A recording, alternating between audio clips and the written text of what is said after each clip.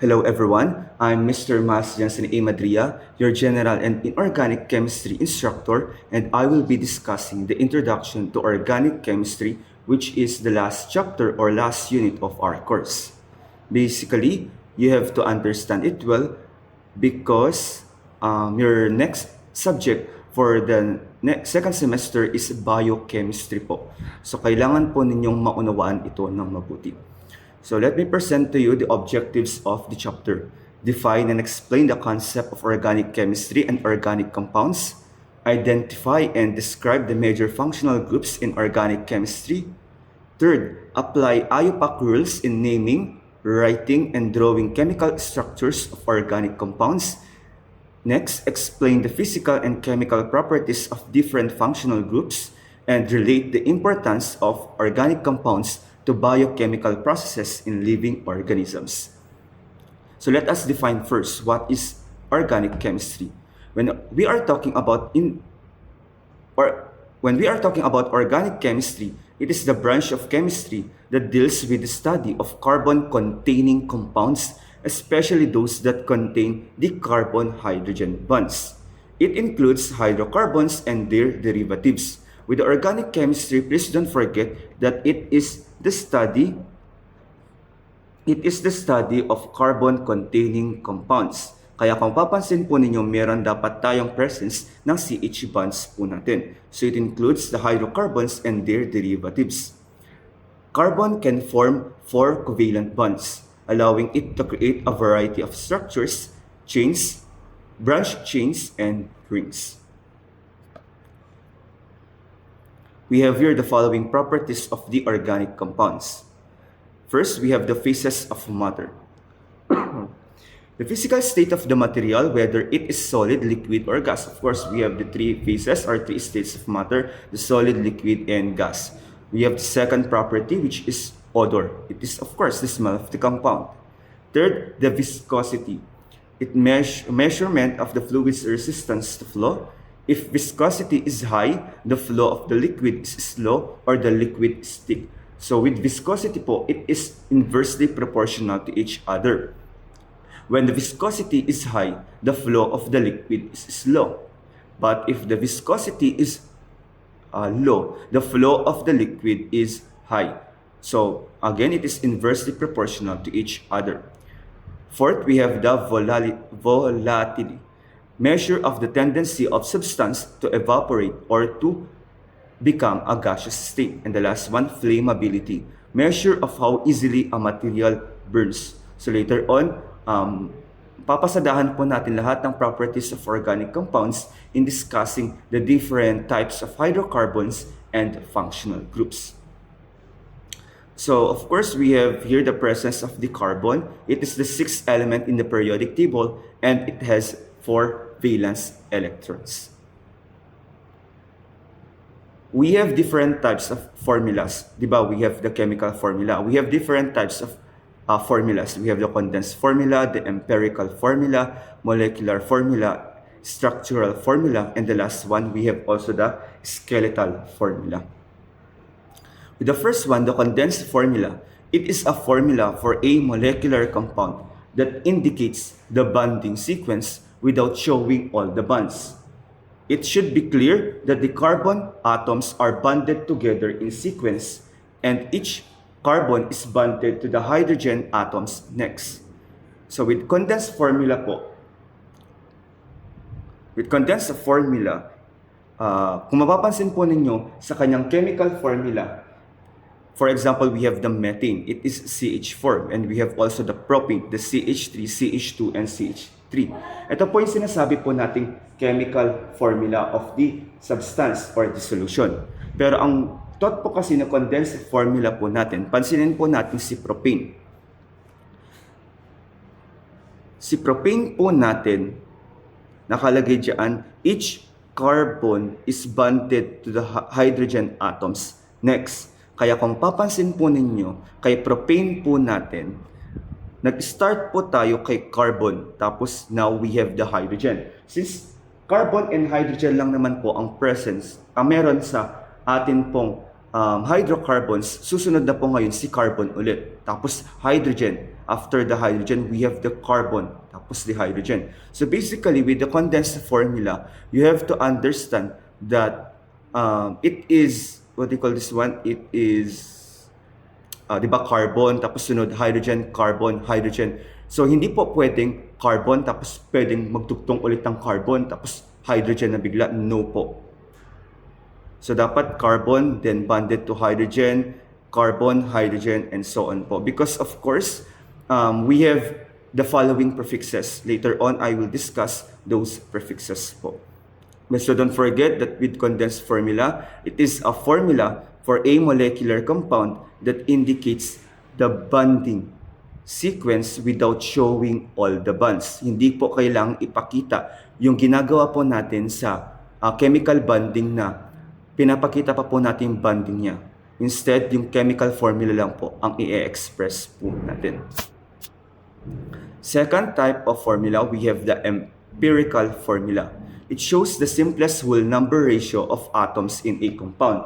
So for example, we have the C6H12O6. It is the chemical formula of, I think it is glucose or the sugar. Let me check. Basta yan, C6H12O6. C6H12O6. With the empirical formula, ang target po natin kay empirical formula, it shows the simplest whole number ratio of atoms in a compound. Diba? For example, we have the chemical formula of what we call the glucose, C6H12O6. Mapapansin po ninyo, pansinin po natin yung bilang ng kanilang atoms. We have 6 carbon atoms, 12 hydrogen atoms, and 6 oxygen atoms. Mapapansin po natin ang bilang ng kanilang atoms. They can be divided into 6, or they are multiples of 6. 6 divided by 6, that is 1. We have 6 divided by 12, that is 2. 6 divided by 6, that is 1. So basically, again, with empirical formula, gagawin lang po natin siya into simplest or pinakamaliit po na whole number ratio po niya. O another one, we have C12H22 o 11 ba o 12? Let me search.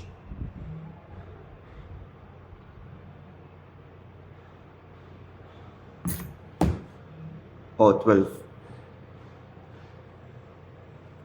O 12. So mapapansin po natin yung bilang ng carbon ng atoms ng bawat element po natin. For example, we have the carbon, 12 po ang present na carbon atoms. Tapos hydrogen, we have 22 atoms of hydrogen. And the last one, the oxygen, we have 12 atoms of oxygen. That is the chemical formula of what we call the lactobionic acid. So check po natin ang bilang po ng atin pong atoms in each element. Kung titignan po natin ang mga bilang po nila, it can be divided into 2 po. So 2 divided by 12, that is 6. Kaya naging C6 na lang siya. 2 divided by 22, that is 11. So C6H11. How about O12? That is 12 divided by 2, that is 6 po. So C6H11O6. Again, with empirical formula, gusto lang po niyang ipakita ang simplest whole number ratio of atoms in a compound. Wala po dapat magbago sa bilang ng molecules niya, atoms lang po. Third, we have the molecular formula. With the molecular formula, it shows the actual number of atoms of each element in a molecule. Kung ang target po natin kanina kay empirical formula ay ipakita ang simplest whole number ratio ng atoms in a compound, with the molecular formula lang po, ang target po niya ay gusto lang po niyang ipakita ang actual number of atoms of each element in a molecule. For example, we have the water substance. How many hydrogen atoms are present in the water? We have 2. How about the oxygen? 1. So hydrogen, 2. Oxygen, 1. How about the hydrogen peroxide? We have the presence of 2 hydrogen atoms and 2 oxygen atoms. So ang target po kasi ni molecular formula po natin is ipag-compare po kasi ang bawat substance kung saan po sila nagkakaiba sa kanilang chemical formula. So si molecular formula po, kung mapapansin po natin kay water and hydrogen peroxide, they both have the same hydrogen atoms. Dalawa po. Dalawa. Nagkatalo lang po sila ngayon sa bilang ng oxygen atoms po natin. With water, iisa lang po ang oxygen atom niya. But with hydrogen peroxide, dalawa po. Kaya nga po magkaiba po sila ng substance or solution. Next, we have the structural formula. With the structural formula, it shows how atoms are connected or bonded to each other. Kung ano po yung pinakita ko po sa inyo nung chemical bonding po natin, somewhat ganito po siya kay structural formula. So it shows how atoms are connected or bonded to each other po. So for example, we have the butane. We have different prefixes po kasi. Meron po tayong, first, we have the met. Later on, i-discuss ko na lang muna. I-discuss ko po yung different prefixes po natin. Define lang po muna natin si structural formula. So it shows how atoms are connected or bonded to each other. Basically, since we are talking about hydrocarbons or the organic compounds, again, meron po dapat tayong carbon atoms. So, with the carbon atoms, dapat nasa center po siya ng ating structural formula. Kaya kung mapapansin po ninyo, kay butane po natin, yung presence po ng carbon atom natin ay nasa gitna lang po siya. Then, yung mga hydrogen atoms po niya ngayon ay nakaband po sa bawat carbon atoms. O yan. So, kung yan po ang structural formula po natin, how about now the molecular formula of the butane? Ilan po ba ang nakikita po ninyong carbon atoms po dyan? We have 4. 1, 2, 3, 4. How about the hydrogen atoms? Bilangin po ninyo ang hydrogen atoms dyan. We have 1, 2, 3, 4, 5, 6, 7, 8, 9, 10. So there are 10 atoms of hydrogen. That is for the molecular formula. How about now the empirical formula of the C4H10? Both numbers can be divided into 2 po. So 2 divided by 4, that is 2. 2 divided by 10, that is 5. So naging C2H5 po siya, ang kanyang empirical formula.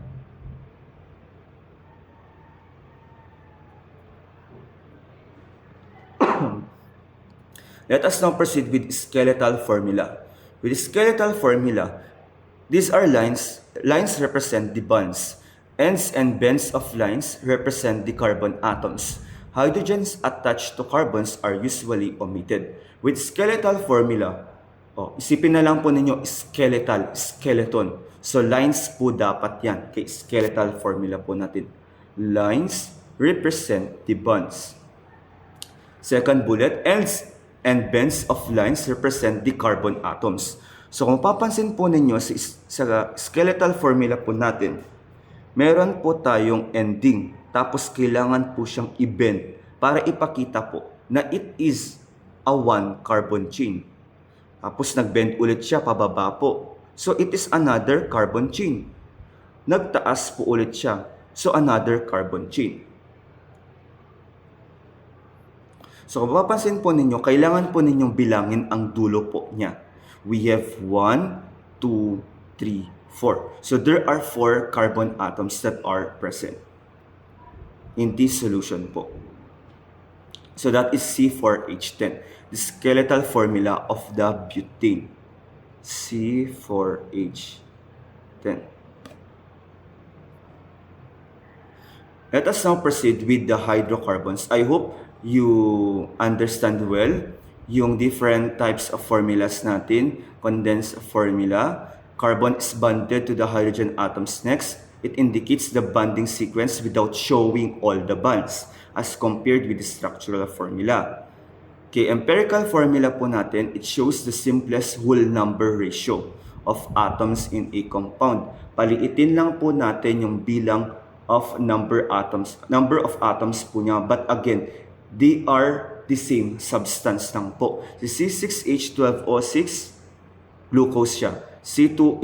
CH2O, it is still glucose. It is just the empirical formula of the glucose. Molecular formula, it shows the actual number of atoms of each element in a molecule. Structural formula and skeletal formula. We now have the hydrocarbons, are organic compounds that contain carbon and hydrogen atoms. From the word itself, hydrocarbons, presence of the carbon and the hydrogen atoms. We have different types of hydrocarbons. We have alkanes, alkenes, alkynes, aromatic hydrocarbons, and cycloalkanes. With the first three types of hydrocarbons, magdi-differentiate lang po sila ngayon sa bilang po ng kanilang bonding. Later on, i-discuss po natin siya. Alkane, alkene, alkyne. So, sa gitnang letter po niya, sila lang nagkaiba. Alkanes, alkenes, alkynes. Later on, discuss po natin ang difference silang tatlo. First, we have the alkane. Hydrocarbons with only single bond between carbon atoms. General formula CnH2n plus 2. Relatively less reactive.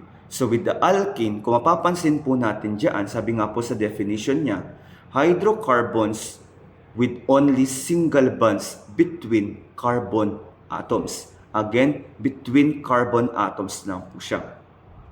Mapapansin lang po ninyo, ang single bond po niya dapat sa magko-connect po sa kanilang carbon atoms. We have the general formula CnH2n plus 2. Ilan po ang nakikita ninyong bilang ng carbon atoms po natin dyan? We have 3. So lagay po natin si 3. H2, 2 times 3 plus 2. Using the chemical formula po, C3H6 plus 2. So the general formula now is C3H8. So kung ibibigay po ang number of carbon atoms po niya, yun po ang gagamitin po ninyo kay letter N po niya. So alkane, relatively less reactive. We have here the following properties of alkanes. Contain only the CC single bonds. Again, sa carbon atoms lang po magkakaroon or magpapakita po ng kanilang bonding. Kung single bond ba siya, double bond, or triple bond. It is the least reactive hydrocarbons. Non-polar, which means insoluble in water. Please don't forget the word non-polar. Kapag non-polar, insoluble. Pero kapag sinasabi po nating polar, of course, that is soluble in water. Soluble po siya. Lower density than water. Boiling point increases as carbon chain length increases and undergo the combustion reaction. Diba we have 5 types of reactions. With the combustion reaction po, saka lang po natin siya masasabing combustion reaction if there is a production of carbon dioxide and water. Basically, si alkane po, nag-undergo po siya ng combustion reaction po natin. So let us have the properties of alkanes. Ito na po yung sinasabi ko po kanina na different prefixes. So we have the met, et, prop, but, pent, hex, hept, oct. With the met, ibig sabihin, isa po ang meron tayong carbon atom dyan. Et, 2, prop, 3, but, 4, pent, 5, hex, 6, hept, 7, 8 oct. 9 po natin dyan, that is non.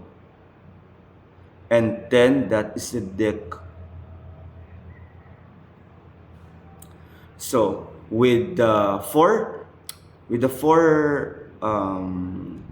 mga nauna po nating alkenes, the methane, ethane, propane, and butane, ang kanilang phase ay, it is state. Ang phase niya ay gas po. We have here the condensed formula of the different types of alkenes. Si methane po natin, CH4 ang kanyang condensed formula. Ethane, CH3, propane, CH3, butane, CH3, Again, paano po sir na-determine ang ganyan pong bilang niya kasi nakakalito po siya? Again, i-apply niyo lang po yung sinabi ko po kanina na dapat, ayan, carbon, hydrogen with the condensed formula. Ang gusto lang pong i-emphasize po dito kay condensed formula po natin is yung bilang ng carbon atoms and hydrogen atoms. So gamitin po natin yung general formula niya na CnH2n plus 2. For example, gawin natin si heptane, 7 po siya. So C7H2 times 7 plus 2. C7H2 times 7, that is 14 plus 2. So the molecular formula of the heptane now is C7H16.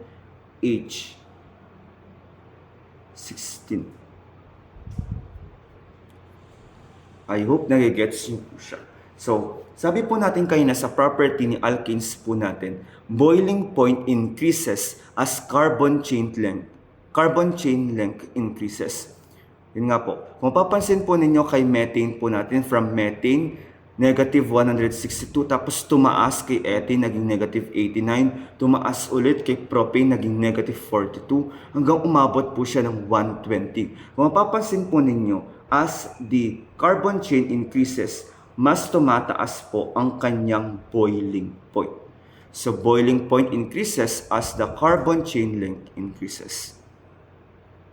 We have also here the properties of alkanes. Physical state, methane to butane is gas.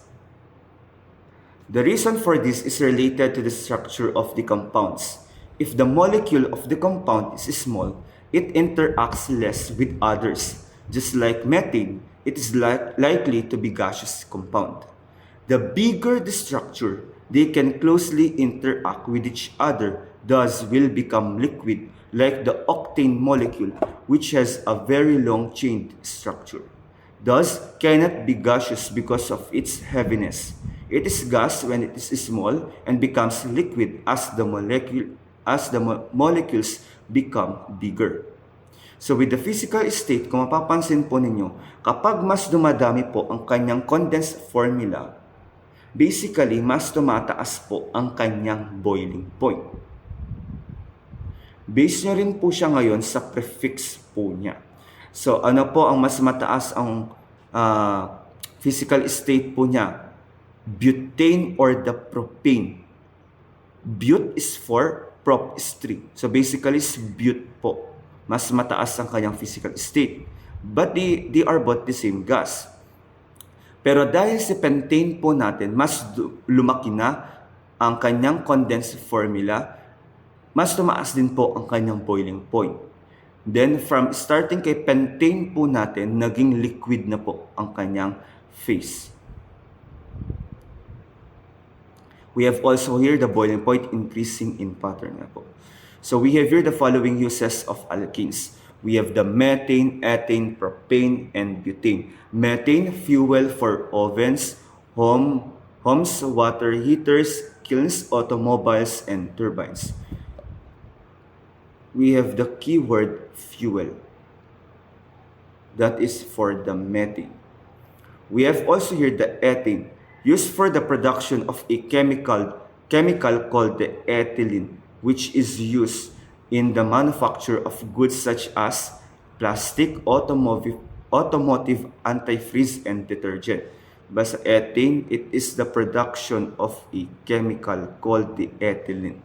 Propane, its main uses include home and water heating, cooking and refrigerating food, clothes, clothes drying, and powering farm and industrial equipment. The chemical industry also uses propane as a raw material for making plastics and other compounds. Don't forget our raw material for making plastics and other compounds. We have also here the butane. It is typically used as fuel for cigarette lighters and portable stubs. The same po sila ni methane na fuel, pero it is used for cigarette lighters and portable stubs. Stubs, basically with the butane po kasi mas maliit lang po ang kanyang object. So a propellant in aerosols, a heating fuel, a refrigerant, and in the manufacture of a wide range of products. Butane is also found in the LPG, I should say liquefied petroleum gas. Let us now proceed with the second type of the hydrocarbon, the alkene. With the alkene naman, hydrocarbons with at least one carbon-carbon double bond. Kung kay alkene po natin, single bond. With the alkene naman ngayon, at least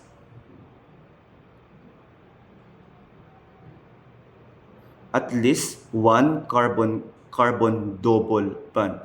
Kaya tingnan po natin ngayon yung kanyang structural formula. If you will see the structural formula, meron na po tayo yung presence ng carbon-carbon double bond. So kapag may napansin po kayong ganito, double bond po siya.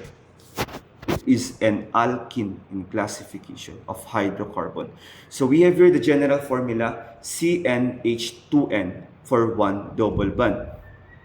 Gawin po natin ang with the use of the general formula of alkene, ipag-compare natin siya ngayon kay pentane. Okay, pentane na lang. 5 siya. Kung kay pentane po natin, meron tayong C5H12. O, gamitin natin chemical formula niya. Diba? Kay alkane po natin, we have CnH2n plus 2. Pero kay alkene natin, CnH2n lang.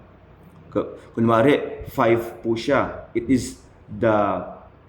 indicates the prefix pent. So, palitan natin 5H2O. Palitan ulit natin siya ng 5 plus 2. C5H. 2 times 5, that is 10. Plus 2, that is 12. So, C5H12 po, si pentane. How about ngayon kay pentene? C5H2 times 5. C5H2 times 5, that is 10. So kung papansin po ninyo, nabawasan po ang hydrogen atoms po niya. Magkaiba na po sila ngayon ng pangalan po niya. Pentane, tapos ngayon, pentene naman po kay C5H10. So it is more active than alkenes. Properties of alkenes have one or more double bonds. Check po natin ang structure po kayo na dito. O, diba meron tayong structure po ni alkane po dyan. Basically, hindi po kailangan na, tagalin ko muna yan. Sir, kapag ganito lang po, iisa lang po merong double bond. It is an alkene pa rin po. Yes po, basta may presence ng double bond. Paano kapag naglagay po ako dito, alkene pa rin po ba siya? Yes po. Again, ang requirement nga po kanina, kay alkene po natin, with at least one carbon-carbon double bond. Kahit isa lang po. So, it is more active in alkenes. It is just the same na non-polar po siya, insoluble in water. Undergo the addition reactions like dehydrogenation and halogenation. Kung kay alkane po natin, ang kanyang chemical reaction ay combustion reaction. With the alkene naman ay addition reaction po. Another property of alkene can form polymers. Example, the polyethylene from ethene. And it displays the cis-trans isomerism. We have the geometric isomers.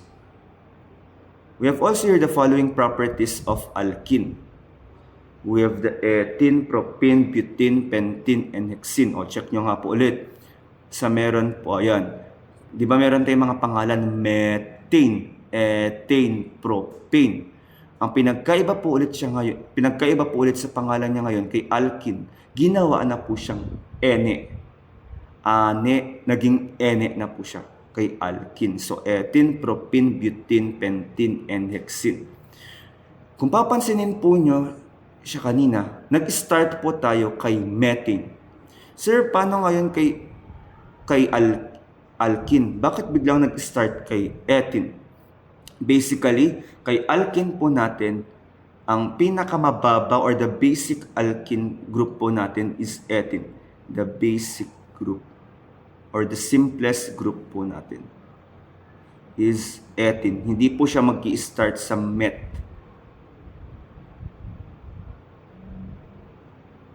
So, nandiyan na rin po ang kanyang phase. The same na from ethene hanggang butane gas po siya. Nag-start kay pentene na naging liquid na po ang kanyang state.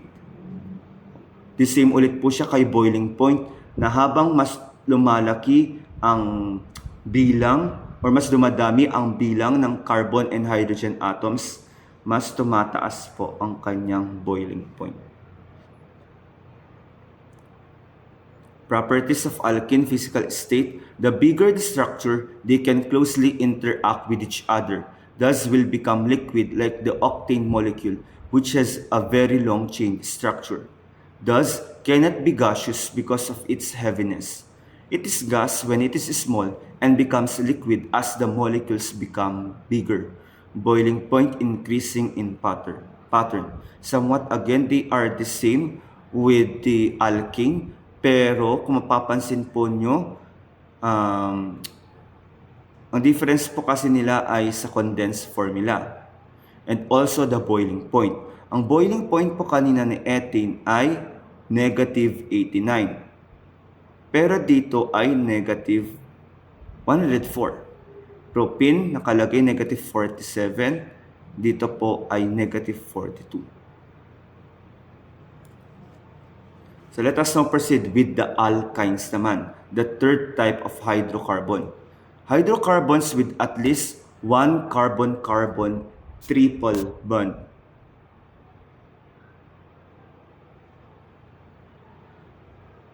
Meron na po tayo ngayong presence ng atin pong triple bond. General formula, CnH2n-2 for one triple bond. So it is the highly reactive. Kung si alkane po natin least reactive, alkene more reactive, alkynes the highly reactive. Mapansin po natin sa structural formula po niya, meron po tayong presence ng isang triple bond. Pwede rin naman pong maglagay ng triple bond dyan. It is still alkyne. Pero wala po, mali po kapag naglagay po dyan. Wrong po yan.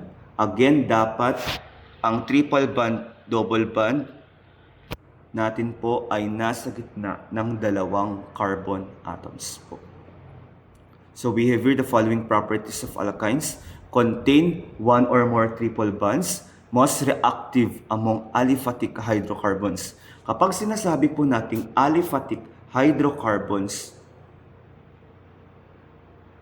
we have three types of aliphatic hydrocarbons: the alkane, alkene, and alkynes. It is still nonpolar, insoluble in water. Undergo the addition reactions rapidly.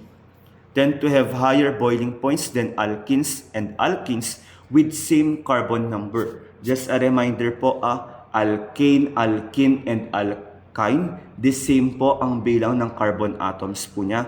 Sa hydrogen lang po sila nagkakaiba.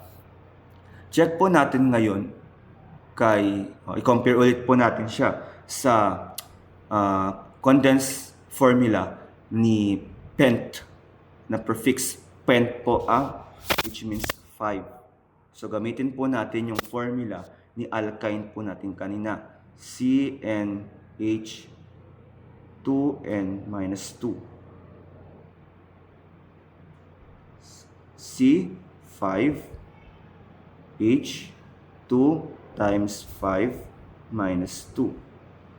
C5H 2 times 5, that is 10 minus 2. So that is C5H8. Kung papansin po ninyo, the same po sila ng carbon atoms, carbon atoms, carbon atoms. Magkaiba lang po sila ngayon ng number of hydrogen atoms.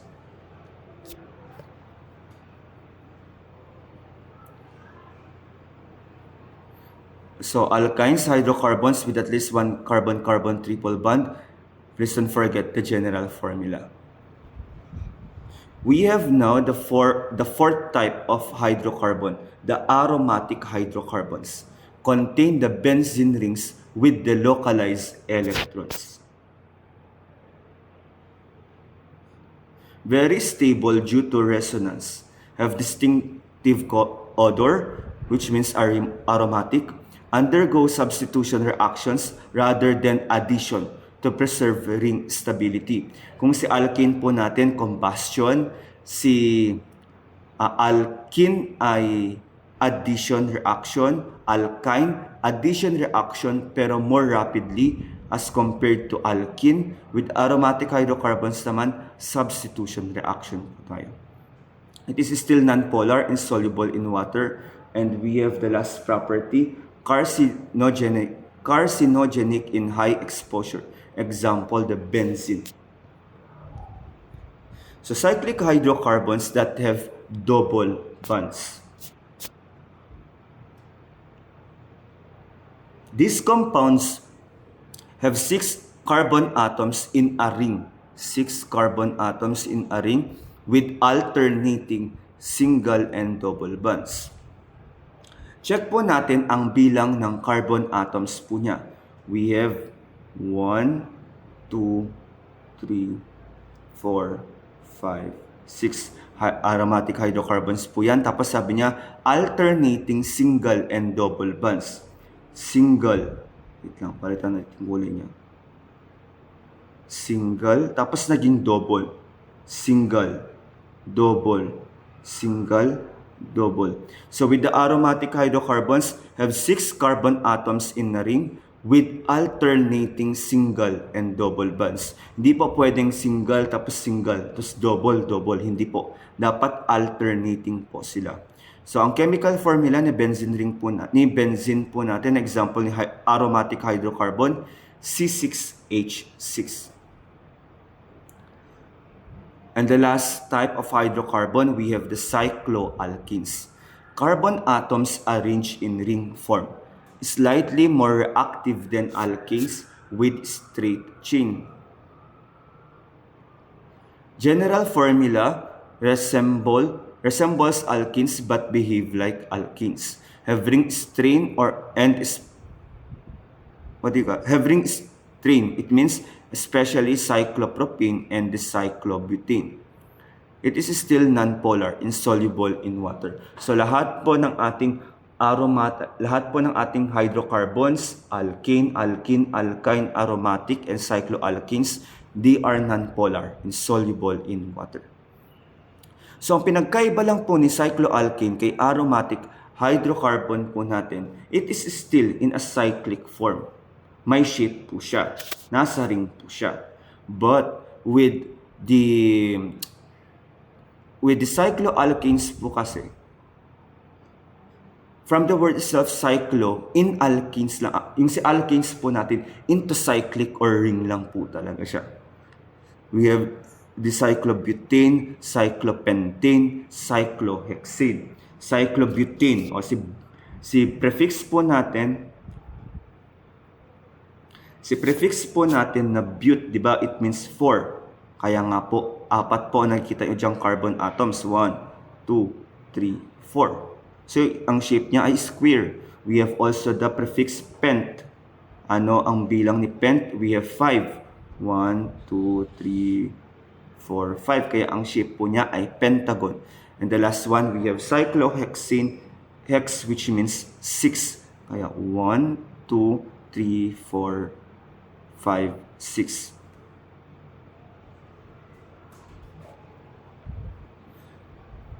Okay, I hope you understand well the different types of hydrocarbons.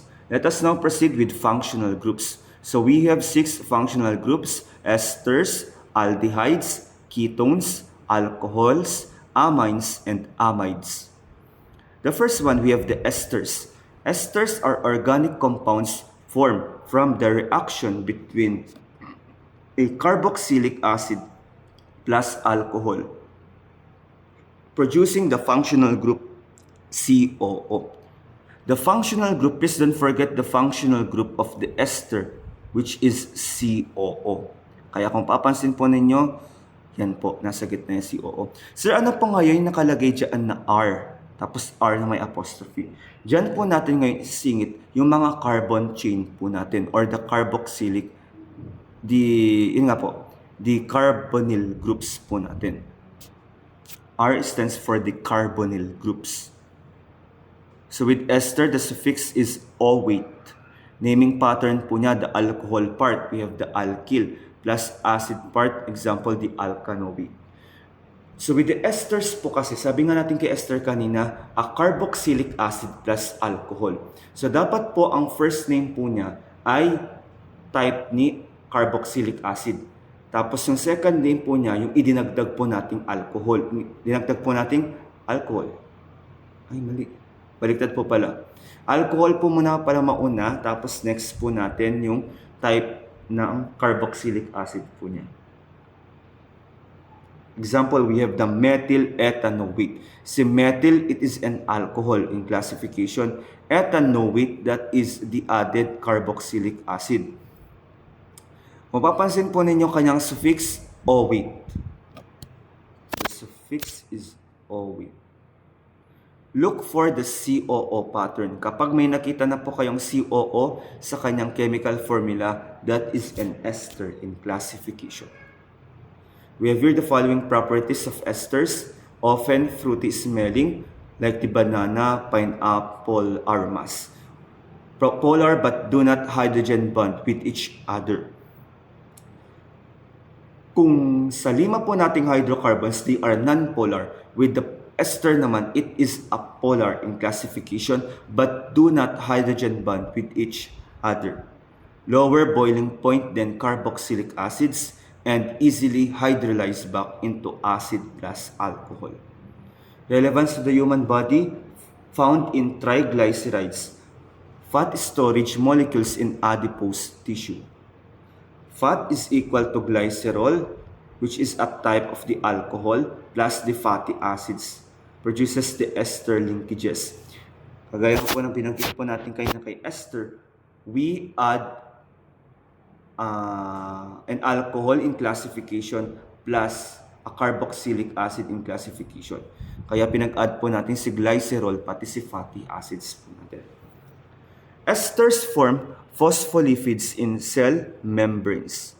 Aspirin, example, we have the acetyl salicylic acid is an ester-based drug. And the last one, many esters are used in anesthetics. Example, we have the procaine. Second type po natin ngayon, we have the aldehydes. With aldehydes are organic compounds containing the carbonyl group C double bond O at the end of the carbon chain represented as CHO. Kung kanina po, kay esters po natin, pwede pong magdagdag sa unahan at sa pangalawa, kaya RCOOR. With the aldehydes naman, R single bond to CHO. So ang kanyang functional group po ay CHO po. At the end po, at the end of the chemical formula, si aldehyde po natin. Suffix po niya ay al. Kung kanina po ay O-weight, al naman ngayon kay aldehyde. Added letters, write as CHO at the end of the name. Examples, we have the methanol, ethanol. Di ba pag sinasabi nating methanol, iisa, one. Pinalitan po natin siya ng al. Ganito. Ano po ba ang ano ang molecular formula ni methanol po natin? We have CH4. Pero dahil may presence po tayo ngayon na nakita nyong al, maging CH4, CHO. How about the ethanol? Ethanol is CH3, CH3. Tama ba? I-check nga ulit. CH3, CH3. O, tama. Tama, CH3, CH3.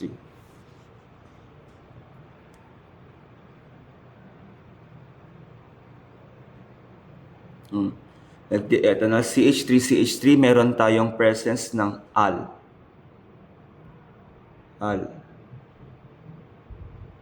So, maglalagay po tayo ng CHO po dyan.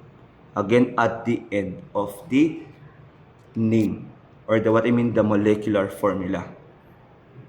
Properties of aldehydes: strong, sometimes irritating odors. Reactive due to exposed carbonyl carbon. Can be easily oxidized to carboxylic acids, and boiling points higher than alcohols of similar mass. Kung kanina sabi po natin kay esters po natin, fruity smelling ang kanyang odor or ang kanyang amoy po, smell niya. But with the aldehyde naman, strong, sometimes irritating odors. Relevance to the human body: glucose exists partly as an aldehyde, or an example is aldose sugar. Vitamin A, retinal, uses an aldehyde group for vision, like the rhodopsin formation. Aldehyde breakdown is important in alcohol metabolism. Like for example, we have the ethanol, naging acetaldehyde po siya. Naging acetic acid po siya. Again, with aldehyde breakdown, it is important in alcohol metabolism. Excess acetaldehyde causes hangover symptoms. We have the third functional group. We have the ketones. Ketones contain a carbonyl group, C double bond O, bonded to 2 carbon atoms and never at the end of a chain. Ano ngayon ang pinagkaiba ni ketones sa kay esters po natin? Kay ester po kasi natin kay na RCOOR. With the ketones naman, RCOR lang po siya. Suffix po niya, one. Yung kanina ay O-weight, tapos kay aldehyde ay al, kay ketone po ay one. 1. Often add a number to indicate the carbonyl position. As compared po kay esters and aldehydes po natin, kay ketone po, maglalagay po ng number to indicate the carbonyl position. Please don't forget to look for the CO within the chain. We have here the following properties of ketones: pleasant and sweet odor po siya. Example, we have the acetone, more stable than aldehydes, polar and have moderate boiling points and good solvents. So check nga po ulit natin yung general formula ni ketones po natin, RCOR. Sabi po natin ulit kanina kay ketones natin, contain our carbonyl group bonded to 2 carbon atoms, never at the end of a chain. So ang target po natin, hindi po dapat pwedeng nasa dulo. Wala sa dulo yung carbon atoms po natin. Ang ibig kong sabihin, di ba maglalagay po muna tayo ng CO dyan. Yung C dapat natin ay nasa unahan. Dapat nakaband po siya kay CO po natin. Ngayon, ilagay na po natin kung ano po ang nakalagay sa kanyang structure or molecular formula po niya. Ganyan po. So, idudugtong lang po siya sa unahan at second po niya. Sa hulihan po. So, relevance to the human body: acetone is a ketone produced during fat breakdown. Ketones appear in the blood during fasting, starvation, exercise, and diabetes. Elevated ketones produces what we call the ketoacidosis, especially in type 1 diabetes. So sakit na po yan. Sa ketone bodies, we have the acetoacetate, we have the beta hydroxybutyrate. Beta ang ibig sabihin po ng video na maarte, beta hydroxybutyrate and the acetone provide energy to brain and muscles. The fourth functional group, o last three functional groups na lang tayo. The fourth type of functional group, we have the alcohols. Alcohols contain the hydroxyl functional group attached to a carbon atom. Hydroxyl functional group, diba sabi natin kapag meron tayong presence ni OH, ang tawag dyan ay hydroxyl functional group. Magiging alcohols lang po siya because of course, it must be attached to a carbon atom. So basically, yung mga R po natin, pinapalitan po natin siya kung ano po ang kanyang carbon chain. For example, H4COH. That is an example of the alcohol. Suffix, we have the ol. Added letters replace the E with ol. For example, we have the propane. Palitan po natin yung dulo niya na E. Gawin po natin ol. Propanol. If multiple OH groups, maglagay po ng diol or triol. Diol which means 2. Triol which means 3. Kapag multiple po ang kanyang OH groups po. Properties of alcohols: high boiling points due to hydrogen bonding, soluble in water for small molecules, can be oxidized to aldehydes, ketones, and acids, and often flammable. Relevance to the human body. Okay, kaya na yan. Basahin nyo na lang yan. Glucose, cholesterol, and many biomolecules contain the OH groups. So there are 4 relevance to the human body of the alcohols po. We have the 5th functional group, the amines. Amines are organic compounds derived from ammonia, the NH3, where one or more hydrogens are replaced by carbon groups. With the amines derived from ammonia,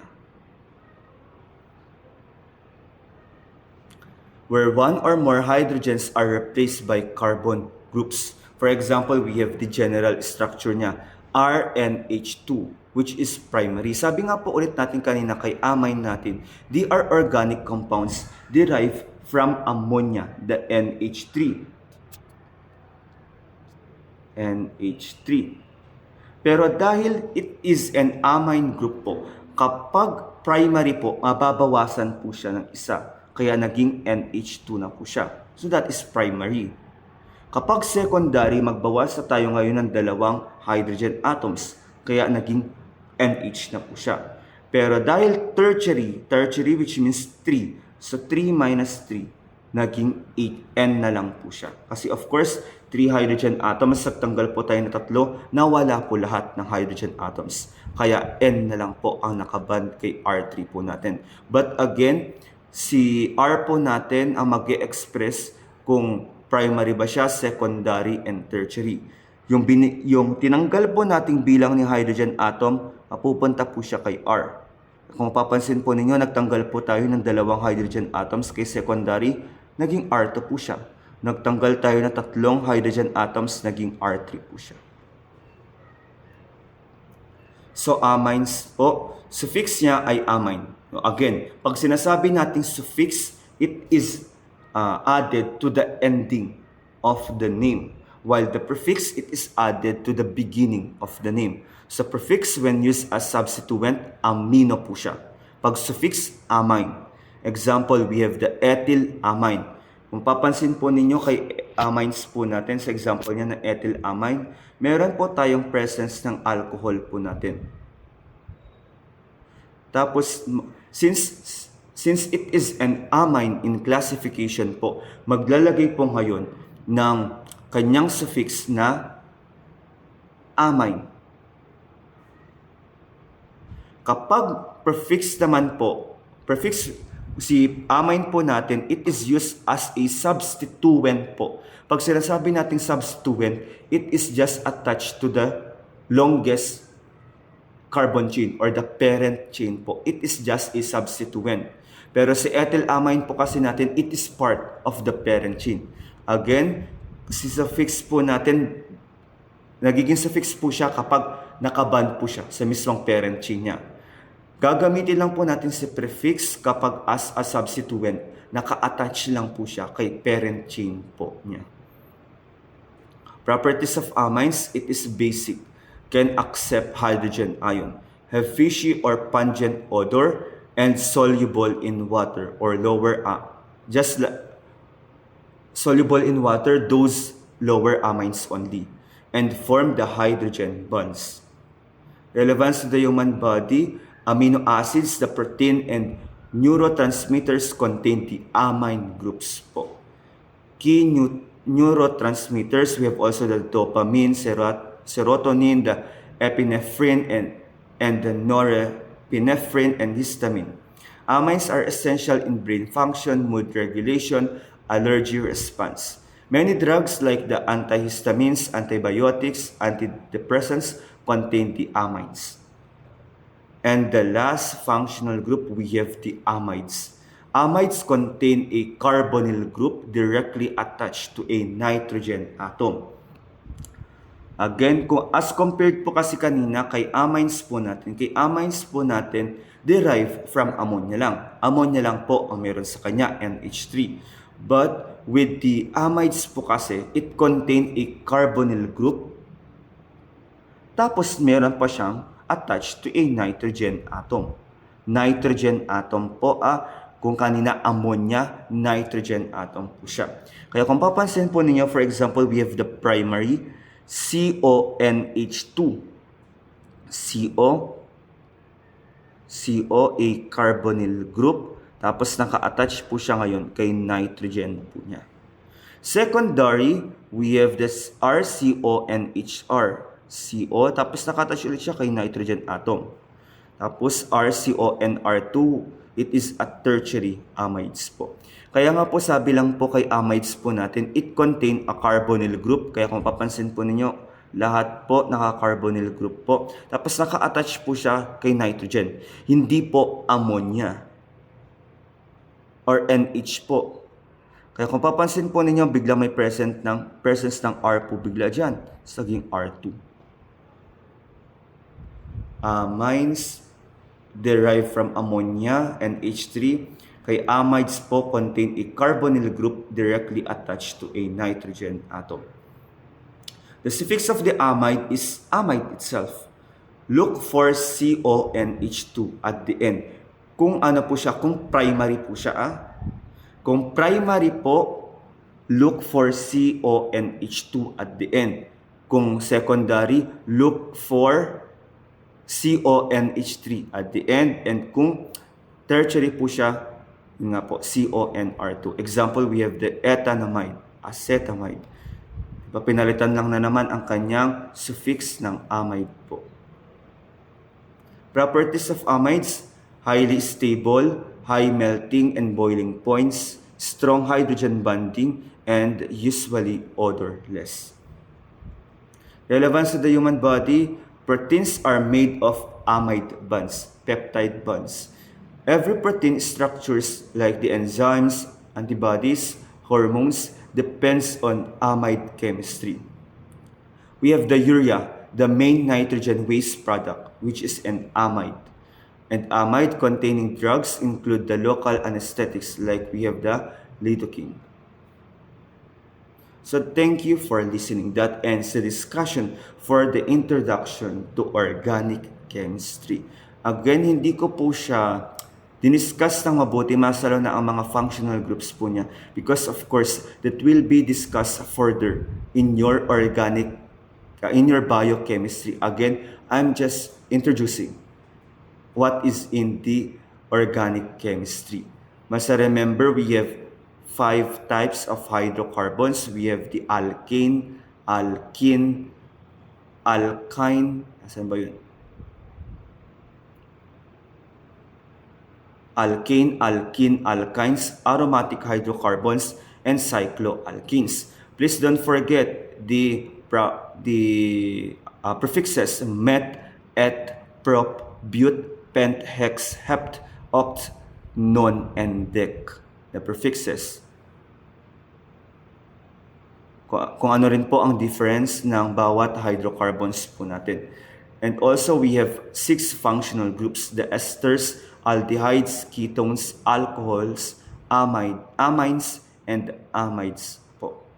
Please don't forget the difference sa ina-attach pong functional group po sa kanila and their properties po.